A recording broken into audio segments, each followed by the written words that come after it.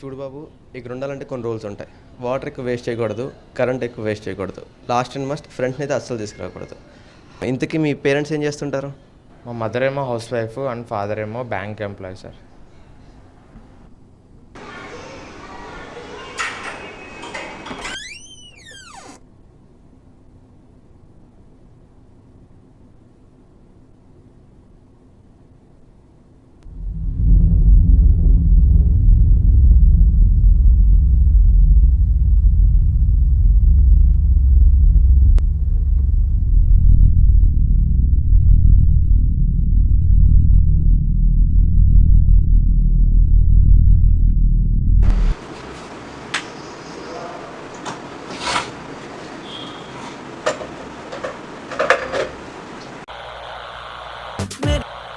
మెరిసే సిన్న సుక్క పరేషాన్ అయితే నిన్నే చూసి దూరా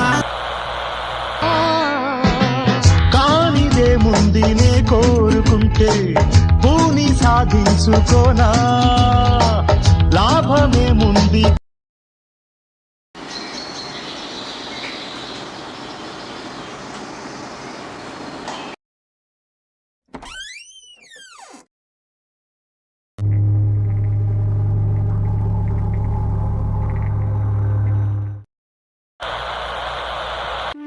విన్నపాలు వినవలే వింత వింతలు చుక్కలు తెమ్మన్న మాయ చేసైనా ఒప్పి మనం గెలవంగా ఉదయం ఇకమాలు వెలుగంగా.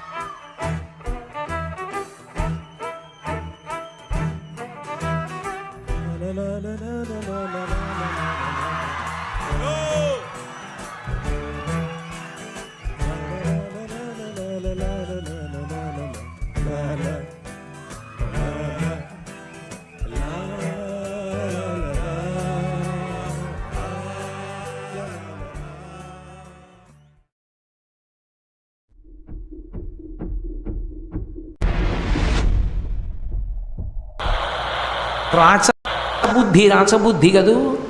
ఆయన అన్నాడు రత్నహారీచ పార్థివ అని రాజుకు పేరు. రీచ పార్థివ అంటే లోకంలో ఎక్కడ ఏ విలువైంది అందమైంది కనపడితే అది నాది అని పట్టుకుపోతుంటాడు రాజు. అదేమిటండి అని అడగడానికి ఉండదు. శివ కామధేనుని తీసుకుపోతానన్నాడు. కార్తవీర్యార్జునుడు ఆ మాట కూడా అనలేదు. వీళ్ళని అడిగేది ఏమిట్రా,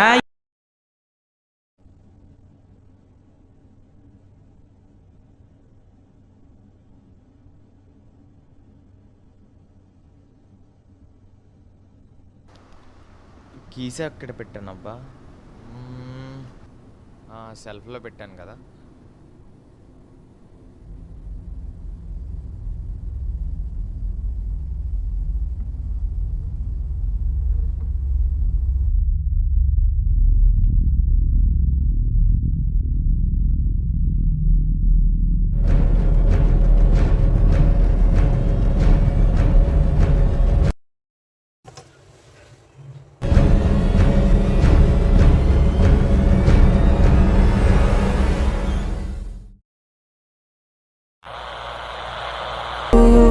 అలలెగసే తెలియనియో ఆనందమే కనులెదుటే నిలిచెనుగా మనసెతికే నా స్వప్నమే.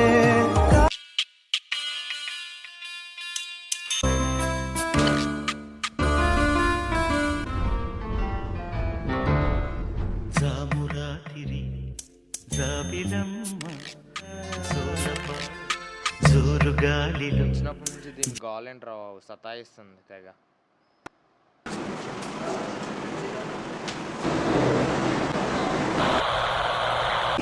ఎంతమందికైనా అన్నం పెట్టగలిగిన ఈ కామధేను నా దగ్గర ఉండాలి, తోలుకు రెండని వెళ్ళిపోయాడు. అది పెద్ద పాపమై కూర్చుంది. ఎక్కడ పెద్ద పాపం వచ్చింది అంటే దాని ధేనువుని వదిలిపెట్టాడు. దూడని ఆశ్రమంలో వదిలేశాడు, కామధేనువుని పట్టుకుపోతున్నాడు.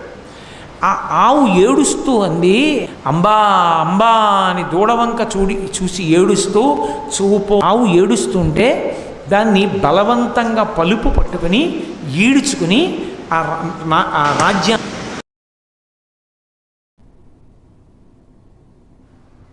ఇక్కడే పెట్టా కదా, మళ్ళీ ఏమైంది?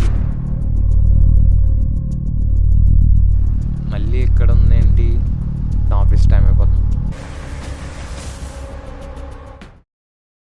వీసు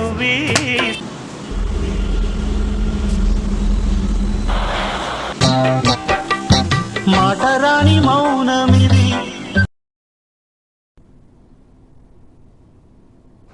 హలో, అమ్మా.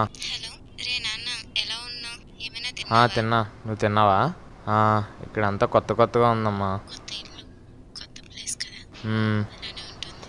సరే అయితే మళ్ళీ చేస్తా. ఎక్కువ ఫోన్ అవి చూడు. బాయ్. తొందరగా పడుకో. మ్మ్.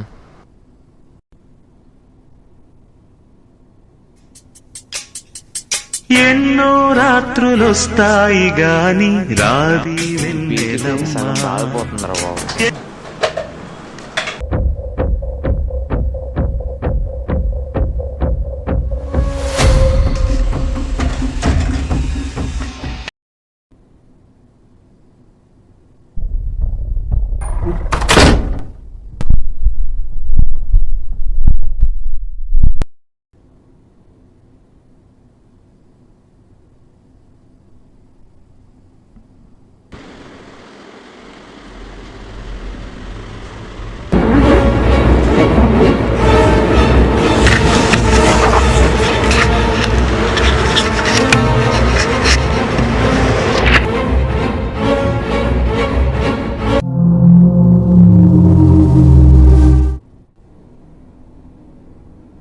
రాజమండ్రి రాగమంజరి మాయమ్మ పేరు తల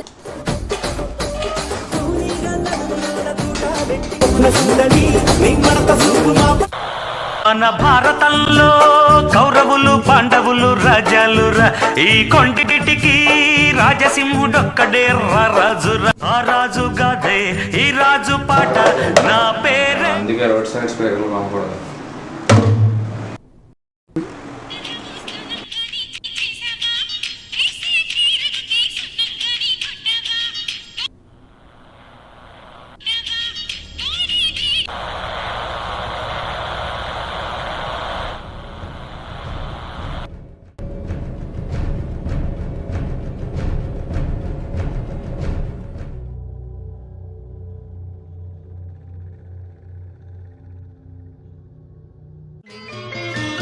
ఏకాంత వేళ ఏకాంత సేవ పడుచమ్మ దక్కి దిండల్లే ఉండు కవ్వింతగా ఒళ్ళు తోడింతగా మల్లె పువ్వుల్లో చావల్లే కన్నుల్లో ఎన్నెల్ల ఏకాంత వేళ ఏకాంత సేవ.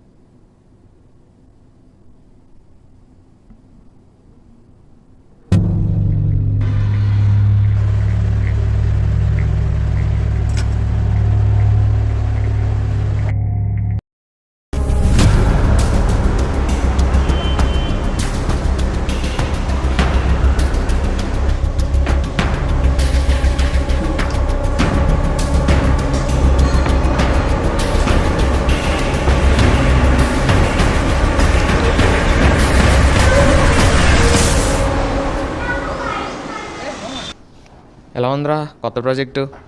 బాగానే ఉంది కానీ వీకెండ్కి ఊరు వెళ్తున్నావా మరేమన్నా? అవన్నీ పక్కన పెట్టరా. స్నానం చేసినప్పుడు ఒక స్టోరీ ఐడియా వచ్చిందిరా. లవ్ స్టోరీ అయితే కాదు కదా. కాదు, ముందు విను. మన హీరో ఎవరికి పుట్టాడో తెలీదు, ఎక్కడ పుట్టాడో తెలీదు. చిన్నప్పటి నుంచి చిన్న చిన్న పనులు చేస్తూ అనాథగా పెరిగాడు. చిన్నప్పటి నుంచి ఒక కోరిక ఉండేది. ఆ కోరిక ఏంటంటే తనకంటూ ఒక సొంత ఇల్లు ఉండాలని. ఎందుకంటే చిన్నప్పటి నుంచి ఫుట్పాత్ మీద, బస్ స్టాపుల్లో, రైల్వే స్టేషన్లో, పార్కుల్లో పడుకునేవాడు.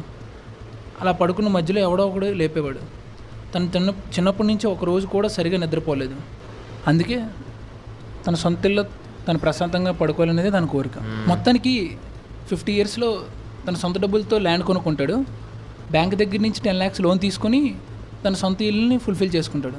ఒక 2 yearsలో తన ఇంట్లో హ్యాపీగా తనకు నచ్చిన పాత పాటలు వింటూ హ్యాపీగా లైఫ్ లీడ్ చేస్తుంటాడు. సడన్గా పాండమిక్ వల్ల తన జాబ్ లాస్ అవుతాడు. 10 months ఈఎంఐ పెండింగ్ ఉంటే దీన్ని అడ్వాంటేజ్గా తీసుకొని అలానే మనోడు హీరో బ్యాక్గ్రౌండ్ తెలుసుకొని బ్యాంక్ వాళ్ళు ఏమంటారు కబ్జా చేయాలని ప్లాన్ చేస్తారా.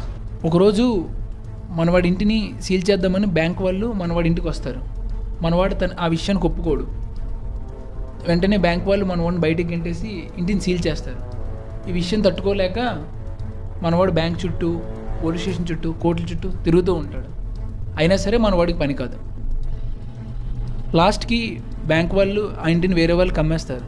తన ఇంట్లో వేరే వాళ్ళు ఉండడం చూసి బాధపడతాడు. తన ఇంట్లో మీరెందుకున్నారు అని చెప్పి వాళ్ళతో గొడవ పడతాడు. వాళ్ళు ఇదంతా చూసి నాన్సెన్స్ చేస్తున్నాడని పోలీసు కంప్లైంట్ ఇస్తారు. ఇలా ఇది 3 times జరుగుద్ది. చిన్నప్పటి నుంచి కష్టపడి కట్టుకుని ఇంట్లో ఉండాలనుకున్నాడు. కానీ తన డ్రీమ్ ఫుల్ఫిల్ కాకముందే ఈ బ్యాంక్ వాళ్ళు లాగేసుకునేసరికి తన లైఫ్లో జరిగిన ఈ డ్రామా అంతా చూసి భరించలేక సూసైడ్ చేసుకుని చనిపోతాడు. అప్పటి నుంచి ఆ ఇంట్లో ఎవరు ఎక్కువ రోజులు ఉండాలనుకోరు, ఉండరు కూడా.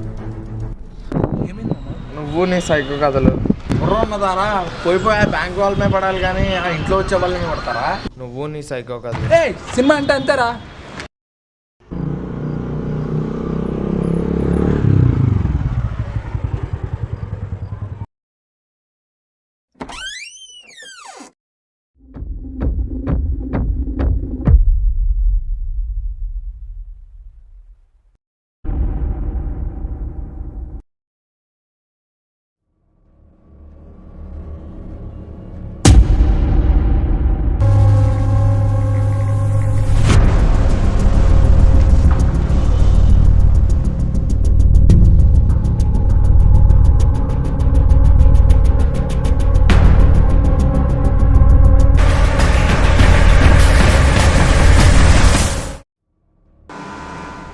చిన్నప్పటి నుంచి కష్టపడి కట్టుకుని ఇంట్లో ఉండాలనుకున్నాడు. ముందే ఈ బ్యాంక్ వాళ్ళు లాగేసుకునే నా దూడ దగ్గర నుంచి నన్ను వేరు చేయకండి అంటూ